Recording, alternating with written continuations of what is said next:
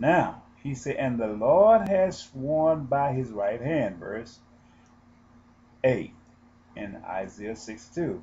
And the Lord has sworn by his right hand and by the arm of his strength, surely I will no more give thy corn. He talking about the crude oil. The every little richness over there with the United States taking their crude oil and stuff like that, and all these nations taking their crude oil and to corn to be meat for thy enemies. And the sons of the stranger shall not drink thy wine for thee which thou hast labored, but they have gathered it shall eat it, and the praise the Lord, and they that have brought it together shall drink it in the country of my holiness, in the courts of my holiness. Go through, go through the gates, prepare ye the way of the people. Cast up the highway, gather out the stones, lift up a standard for the peoples. Behold, the Lord has proclaimed unto the end of the world. Say ye to the daughters of Zion, behold, thy salvation comes. Behold, his reward is with him, his works is before him. This was Jesus referring to me, myself, Curly Brazil, who lived by the Spirit of Moses. If you notice, when he spoke to John the Baptist, we was two witnesses that God ordained to be a part of this process. Jesus, John the Baptist, who lived by the spirit of Elijah, was the first. He was the head of the angel that came down from heaven. We was called up by God and made an attachment to Jesus. One went before, and I was the wings covering the feet. I am the one that going through the highway, because no one know me. He said, go through the gates. That means I was hid from the whole world. And as the world went, no one knowed me. Now, as I was caught up between the earth and the sun, the year of 1995, God warned me of my transgression towards him when I told the minister, Minister Wright, when I get ready for God, he would be the first to know. I thought I was insulting the man but I was insulting God. But what happened was, when God called me up, it was some things that he told me to do.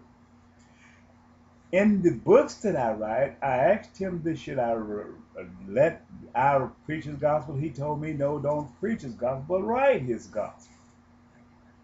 And as I came down and I told him that the people don't know me, who am I to say thus to the United States of America? And who am I to say thus to the world?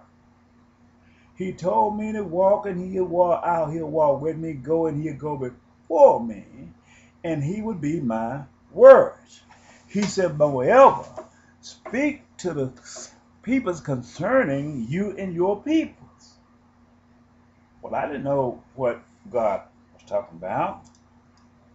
I know we had great tribulations as we came up, but I didn't know what it was, but I had to do what God say do.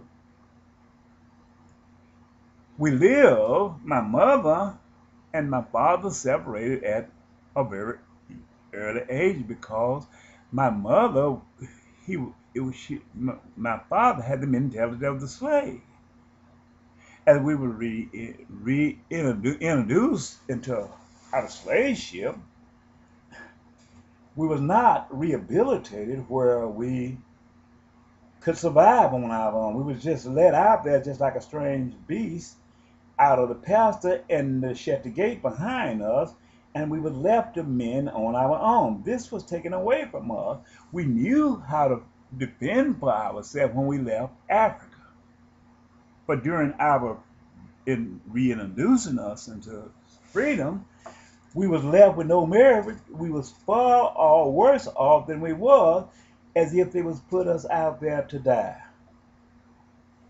Well, my father, in the span about 8 years, he had at about 12 years, he had 8 children by my mother.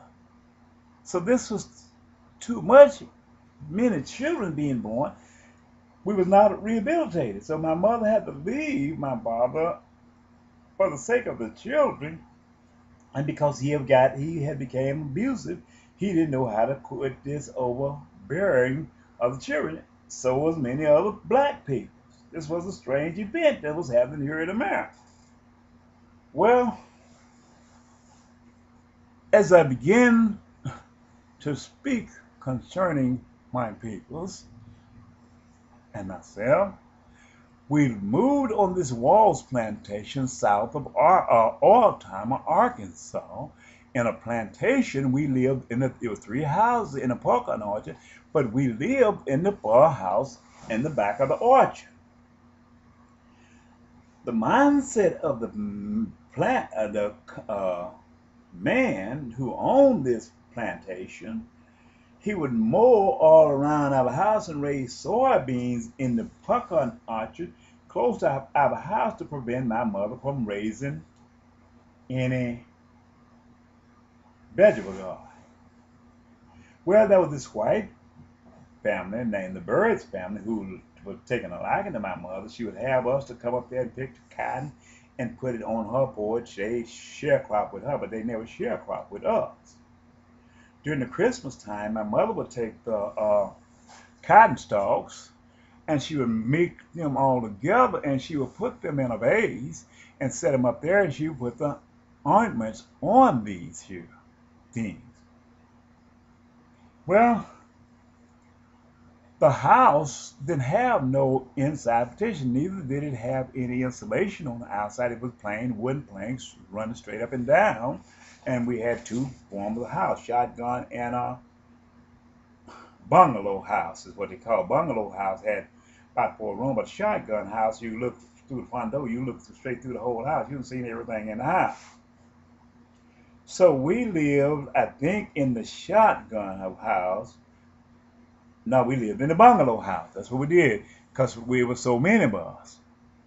But the wall, the partition in the walls, as if we played, we would take and fall against the nails, and if you were not careful, you'd pierce an eye. Children was piercing their eyes, black children of the black race.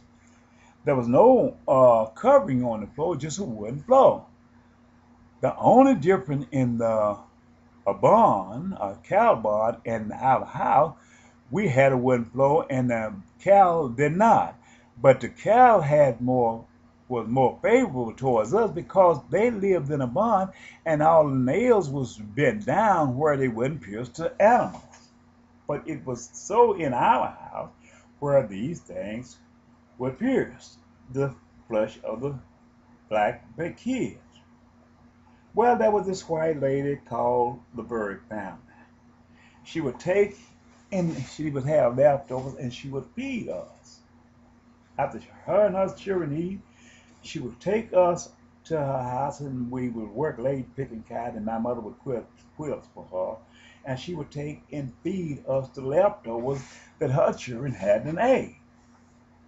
And this is what I looked at. And we played together around there with her because there was no black kids around there. But when we went to school, they went to one school and we went to another school.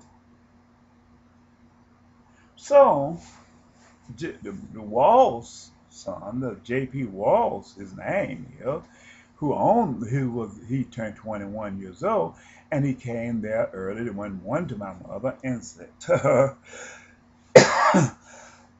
excuse me, Pennsylvania, I just turned 21 today, and from now on it's Mr. JP. You can't call me JP, you call me Mr. JP. If you can't, you folks can't do that, then you folks have to move.